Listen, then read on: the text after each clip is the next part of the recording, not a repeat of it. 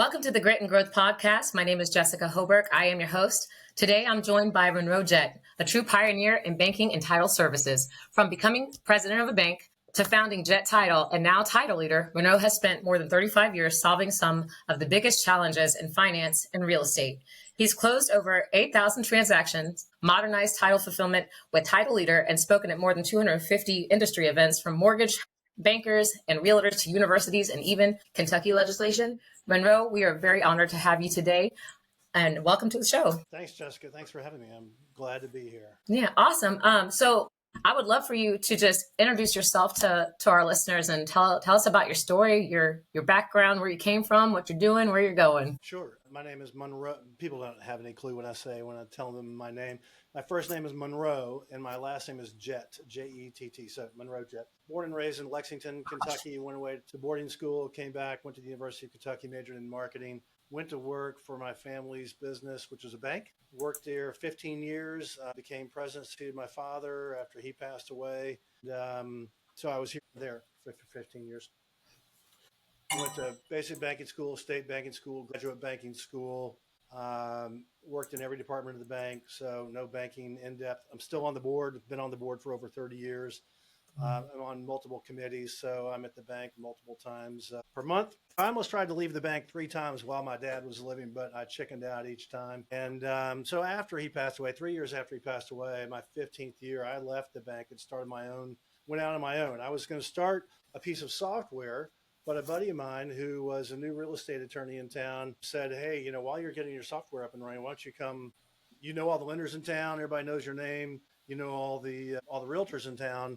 You got a great reputation. Why don't you think about bringing in business for me and we'll split it 50-50 at my title company while you ramp up your software. I'm like, sounds great. So in less than 30 days, I closed my first loan with him and it just took off like crazy. And so I just shelved my software project, which doesn't have anything to do with the one I have now.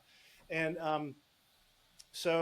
so it just took off. It was the easiest thing I'd ever done, maximized all my strengths, minimized all my weaknesses, was much more professional than most of the other folks out there, attorneys included. I came from the banking environment. I had a very non-attorney way of communicating. One of my best friends was the attorney for my title company who had done all my closings when I was the president of the bank. So the transition to the title company was extremely smooth and totally unexpected. I had no idea that I'd been preparing 15 years to do this title company, and it took off and it was great. So I was with that partner for a couple of years and then left and went out on my own. And a total 15 years in the title company. And it was fantastic and I loved it. I don't remember knowing which days were Fridays except for when we had the most closings. Yeah, Closed over 8,000 transactions. And then it was during the latter part of my 15 years at Jett Title, that I had a certain type of customer come to me that they didn't want closings. They only wanted a little slice of what we offered, and that was the title search. All they wanted was title searches across all 120 counties of Kentucky. It was a foreclosure attorney, a college buddy of mine, said, hey, I've got a massive client that's going to need about 3,000 to 6,000 searches a year. Can you handle that for me? I said, absolutely. So we started managing all those title searches for him. And escrow software was built for closing transactions. There's no software out there built for, there was nothing out there built for just handling and all the other issues. So we were handling everything by spreadsheet. We were tracking, what searches came down from the client, what I sent out to my abstractor panel, what I had received back from my abstractors, what I sent back up to the client. So which orders have I fulfilled, which have I not fulfilled, what problems were there, and what orders, what stage were they in the resolution process, whose court was the ball in, mine or my clients, in solving this problem, or the abstractor. And then the third piece. So the first is order management. The second was communication piece, solving problems. And then the third was invoicing. What invoices have I received? What have I marked up appropriately? What have I invoiced clients for? What discounts have I provided? What payments have I gotten? Who have I paid? When have I not paid them? What have I paid, et cetera. So anyway, and there was a bunch of other issues. My team was trying to track all that with spreadsheets and color codes and handwritten notes and hard copy folders. And the spreadsheets this is on my side, and I'll tell you about the client side. We had, those spreadsheets to track everything required data entry, errors, omissions, logs on my team, and they were never accurate. And Yeah. then the client had to duplicate everything we were tracking. The client had to duplicate also. And there was no software for doing that. So we would try to reconcile our spreadsheets and they never matched. And it was a nightmare. I'm like, there's no reason this cannot be automated. So I automated it. And that's what Title Leader is. I sold my title company and rolled out Title Leader for my first client, and had no intention of taking it national or growing, but I knew other folks in the industry, and anyway, it took off. And so that's what Title Leader. Title Leader automates a repetitive manual process of administrative tasks, from ordering, tracking, order, track, receive, access, store, find, communicate about, back and forth, problem solve, and then all the issues with invoices, duplicate invoices, errors on invoices. Do the invoices match the quotes you got for commercial searches? Did you have duplicate invoices? Did you get charged for searches that you canceled? All that kind of junk. Anyway, I eliminated all those problems with Title Leader. And That's so now awesome. we have 4 different user groups, and then I'll shut up and we can move forward. So I sold my title company 6 years ago, started Title Leader really in earnest about 3 years ago, after I was working with that one client. So we have 4 different user groups. Essentially, it's anybody that needs any kind of title work in their daily work. There's no automated platform out there to handle all those manual steps that I just rattled through. It's a Title Leader. We don't have any competitors. That's awesome. So, and we automate this mandatory manual process of administrative tasks, which is a nightmare. It's a silent productivity killer. It's hidden in plain sight. Everybody's always done it this way because there's never been an automated solution. So what companies do I automate this for? Is it escrow companies? No. Escrow companies there's a mature industry of software out there for escrow companies. This is for everybody who's not an escrow company that deals with title work. And so there I have 4 primary user groups. The first is foreclosure. So any foreclosure attorney, So I do business with tax lien investors that are doing searches before they send it to their foreclosure attorneys. I do business with counties and municipalities. They're doing searches and foreclosures for collection of delinquent property taxes. So anyone in the foreclosure realm, we got a client, for example, they'll drop in a spreadsheet of 750 parcels across 3 states for the large lender they're doing foreclosures with. And it's all handled right there. Work is automatically received, numbered, and stored all in one spot. We That's get awesome. people out of work silos and then to share data. So anyway, foreclosure. The second is commercial real estate. So commercial real estate attorneys that have regional or national clientele. They love our platform. We'll drop in a spreadsheet of 85 car washes that company A is selling to company B in 3 different states. And you can choose title searches if you're just due diligence up front. Click a button, turn them into commitments. You can choose any of the title insurance companies, get 3 quotes. They're all in our marketplace. Commercial real estate attorneys use this in the commercial real estate bucket of users. The other user in the commercial real estate bucket is title insurance companies. So we've got 2 of the big 4 title insurance companies. They're Fortune 500 companies. They use our platform to manage all their national commercial services, title searches in the areas that they don't do them in, that they rely on. So commercial real estate's the third bucket. Second bucket. The third bucket is renewable energy developers. So let's just take solar developers, solar, wind, and batteries. So solar developers are developing solar projects in multiple states at multiple times that have multiple parcels. They need title search. They need title work at 3 different stages. They need some initial small quick stuff, $150 in a day. And then they need title searches, and then eventually they need commitments. Sometimes they go straight to commitments. But anyway, they need title work all over the place, and so they can handle and manage that all on our platform. And then the fourth bucket of users are private money lenders. Hard money lenders are also referred to private lenders and hard money lenders. So they're closing transactions all over the nation, maybe all over the state. For example, we've got several in California, we've got some in Florida, one in Kentucky. And they're closing transactions typically for investors that are buying rental properties all over the United States. And they want to be able to track their closings. They needed closings. They didn't want searches or commitments. They needed closings. So we onboarded the leading national settlement agent that they didn't have access to because they don't have the volume. They get access to that settlement agent through Title Leader. So they have one settlement agent that is going to give them, instead of dealing with all these different settlement agents that have various levels of performance woes, you're dealing with one person, and it's all in our platform. And for them, we created a custom product where it tracks all the stages of the closing. There's 8 different stages. We worked with them to define what 8 stages those are, whether it's a purchase or a refi, it doesn't matter. Nice. So all they do, instead of sending an email to order title to whatever title company, they hop in our platform, just drop in the address and attach their closing instructions, and it goes to the settlement agent. And the settlement agent keeps track of all 8 of those stages of the closing, so they can just look and see what stage, just scroll through. You can see the stage of every single closing, where it is, what needs to be done. Yeah. And then all the title docs are all uploaded in one spot, let you know, so it makes things easier. There's a bunch of other stuff it does. So those are the 4 primary buckets. We're working on a 5th. A buddy of mine is a big wholesaler in this region of the country, southeastern region, and they need to be able to track what properties. We've got another guy who's bastardized Salesforce to try to, they've invested a ton of money in this, and so they love our platform. They wish they'd found our platform 2 years ago, because I'll tell you about the key in a moment. But anyway, so we're going to have them help them track all the properties that they're prospecting on, and then what are the stages of its closing, and work with the That's nice, and all that kind of stuff. So I definitely like to know more about that too, because of our real estate business and what we got going on. That'd be awesome to have. Well, here's the key about our platform, is that we don't charge any subscription fees, we don't have license fees, and we don't have any user limits. So we have an unusual revenue model.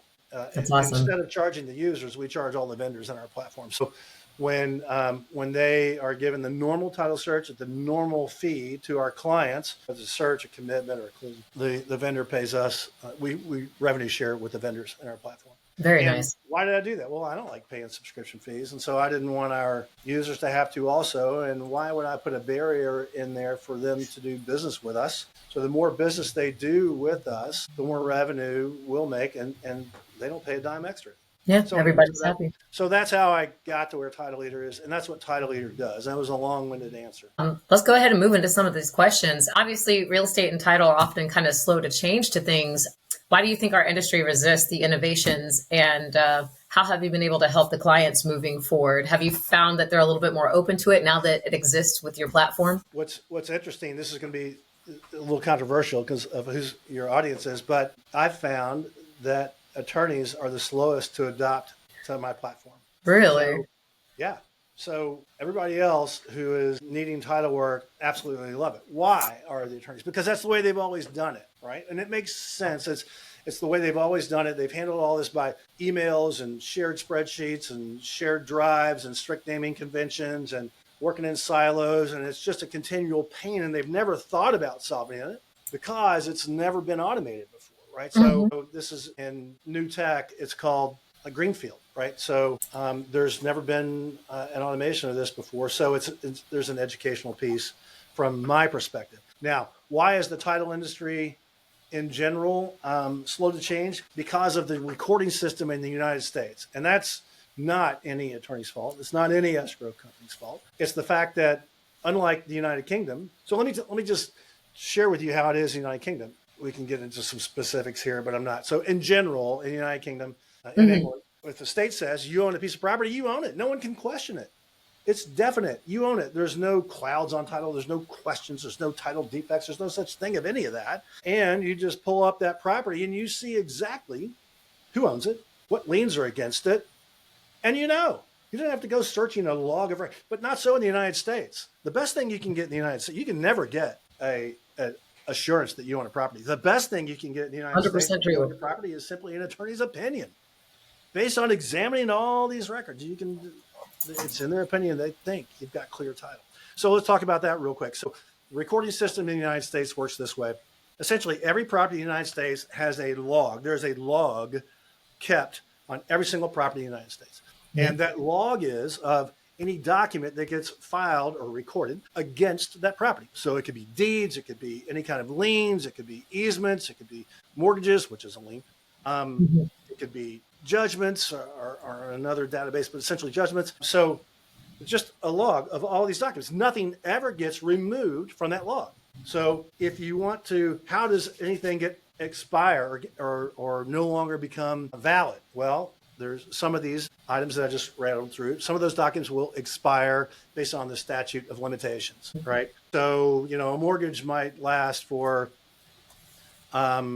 20 years and then plus 15. And then, there might be an appeal period of another 12 months, whatever. Anyway, so there's some expiration of these documents, or a release of the original document has to be filed. So how do you know what you own? Well, you've got to search all the way back through these property records and write down every single thing you find, cross them off when you find the release, and what you find left over is what affects the property anyway. So the recording system in the United States is a nightmare. It's a nightmare. Anyway, so it's I know firsthand. I know I've closed on a property twice and still don't own it, but can't talk about that. That's in court right now.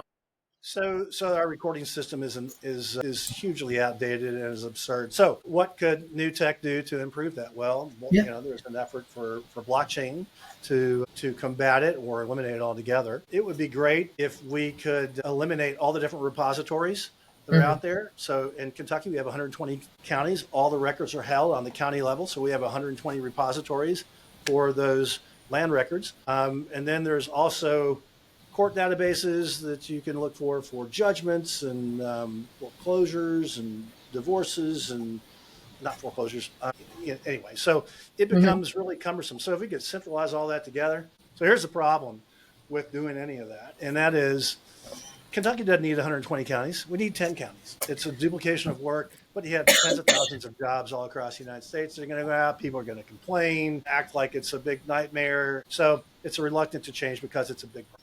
That's government wants all their little counties, like they have all their different taxes and everything they like to do in this. The reason, it's not that way out west. Out west, there's massive counties. But in Kentucky, for example, when you had to be within a 1 day's ride of the county seat to be able to vote. Really? Yeah, in some counties in eastern Kentucky are where all the hillbillies are, right? So, you go up and down on mountains, what they call them, but they're really hills, to get to where you need to be to vote. So same way with Georgia's got. Anyway, so it's interesting. Yeah. So now that AI is kind of making headlines and stuff everywhere, we kind of touched on it a little bit. We had our little intro call. Where do you think it's headed for you and your use of AI with Title Leader and the industry going forward? Title Leader doesn't use much AI. AI can be used in coding to work on our software, but it's usually big picture stuff. Gotcha. That it's used for. But our product is so far advanced and detailed that it's really specialized into the team that does the work for us. So as far as coding, AI is not going to do it for us. Makes sense. Where it could be used would be if you're going to be able to search through all those docs and perform a search for you. But that's not yet possible. Yeah, definitely. Do you have anything else that maybe some recommendations for any of our listeners on what to expect in the title industry going forward, or any of your bigger plans for your platform and what you're doing with your technology? In general, in the escrow industry, AI is being used for large title insurance companies to analyze title search results, see if they can find any abnormalities, et cetera, to help read all those docs and summarize it for them. But the key issue there is risk and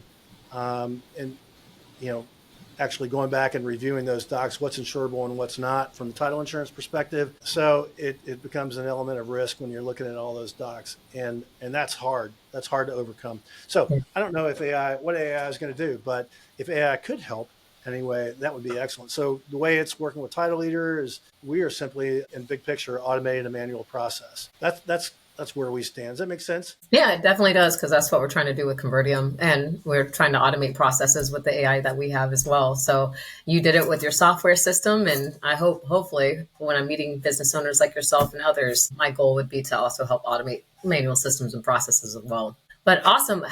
Where can our listeners connect with you and learn more about Title Leader? Do you want to give them your website and any kind of information? It's titleleader.com. Title of the book, Leader of the Pack. Titleleader.com. You can find us there. You can find me LinkedIn and on Facebook. Awesome. Well, Monroe, thank you so much for joining us today. I really do appreciate your time. Super insightful. Everything that you're giving us is just awesome. I love the fact that you started your own Title Leader company and brought that software to the market. It's definitely valuable. Thank you for your time. Truly. Thanks very much. Really enjoyed it. Thanks. All right. Thank you very much. I'm your host, Jessica Hobirk with the Grit and Growth Podcast. I will tune in next week with you guys right back here. Thank you.